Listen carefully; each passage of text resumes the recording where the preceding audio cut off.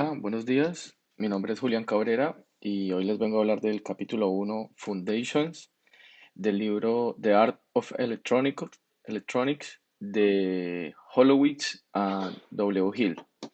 Bueno, entonces, lo primero que nos pregunta el libro es, ¿qué es la electrónica? La primera pregunta que se hace. Y bueno, él nos dice que para entender la electrónica, lo primero que tenemos que hacer es tener un enfoque práctico en el cual nosotros sepamos cómo funciona cada uno de los elementos en un circuito y cómo está fluyendo la energía, no solo saber las fórmulas matemáticas o la física, sino tener como un enfoque más directo, más práctico. Listo. La electrónica pues también consiste en el estudio del voltaje y la corriente, los cuales veremos más a detalle un poquito más adelante. Y por último, como en esta introducción, nos habla como de que los componentes ideales no existen. Muchas veces los cálculos matemáticos y eso se hacen teniendo componentes ideales y la realidad se comporta de una forma muy distinta. Entonces, eso lo tenemos que tener en cuenta. Bueno, por acá seguimos. El libro nos habla de las magnitudes básicas de la electrónica. Entonces, la primera de ellas es el voltaje V.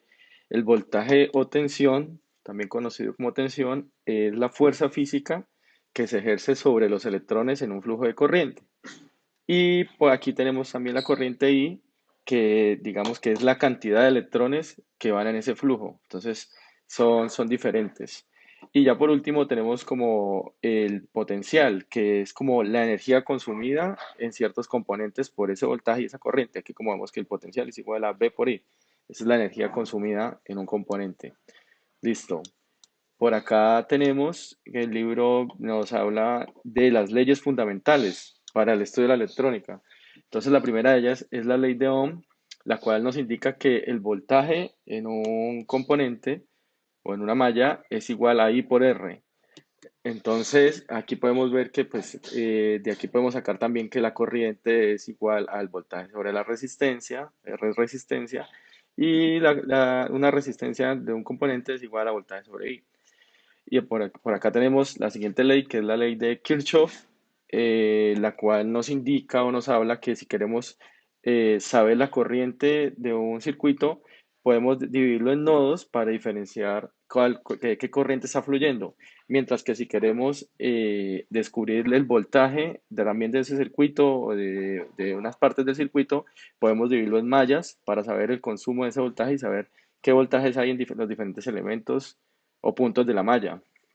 Bueno, por acá, digamos que el libro sigue hablándonos de los componentes pasivos, que también son importantes, que por ejemplo son las resistencias. La resistencia nos ayuda como a limitar el flujo de corriente, ¿sí? Tiene una resistencia para que se limite el flujo de corriente y nosotros tenemos más control sobre ella. Los capacitores almacenan carga. Esto nos ayuda a, por ejemplo, de mermar el rizado de la onda cuando la onda es de positiva o negativa, el capacitor se carga y de ahí nos puede salir una corriente directa. Entonces lo veremos más adelante. Por último, están los inductores que funcionan para cuando el circuito, el sistema tiene una energía como magnética, ellos ayudan a controlar, a tener control sobre esa energía magnética. Bueno, por último, ya en este capítulo del libro, pues digamos que nos habla de las diferentes señales y problemas que aparecen en la electrónica, o en el estudio de la electrónica. Entonces, como las señales, tenemos la corriente directa y la corriente alterna. La corriente directa, como su nombre lo dice, es una corriente que siempre va en el mismo flujo y generalmente pues tiene siempre el mismo valor de voltaje inicial. Mientras que la corriente alterna cambia de sentido y también cambia su valor de voltaje. Ella siempre está subiendo y bajando de positivo a negativo y su valor de voltaje también está cambiando. Listo. Luego el capítulo nos habla de las imperfecciones que tenemos que tener en cuenta, como él dice al principio, que los componentes tienen errores, imperfecciones. Por ejemplo, hay ruido, se sobrecalientan, no se comportan como lo esperábamos. Entonces, esas imperfecciones tenemos que tener en cuenta en los diferentes componentes y no solo fiarnos de lo ideal. Mientras que ya por último, él nos recomienda, nos dice que cuando queremos diseñar un circuito, un sistema, en la industria, lo que sea, siempre tenemos que ver cómo se está comportando la realidad. Tenemos que hacer las pruebas, los estudios de cómo se está comportando realmente, porque como el profesor bien lo ha dicho, el papel aguanta todo